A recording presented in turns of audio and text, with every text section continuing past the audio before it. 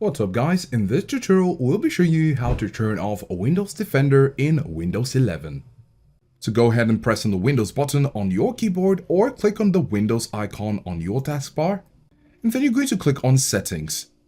If you cannot find Settings here, you're going to go over to the search bar and search for Settings.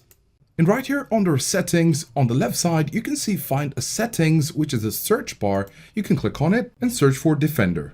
You're going to see some options, and we're going to click on Windows Defender Firewall.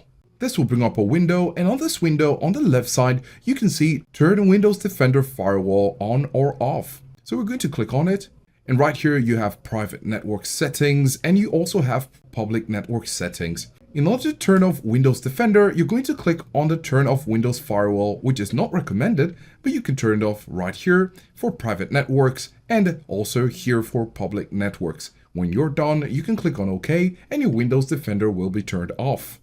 If you found this helpful, give us a like and subscribe for more videos, and thanks for watching.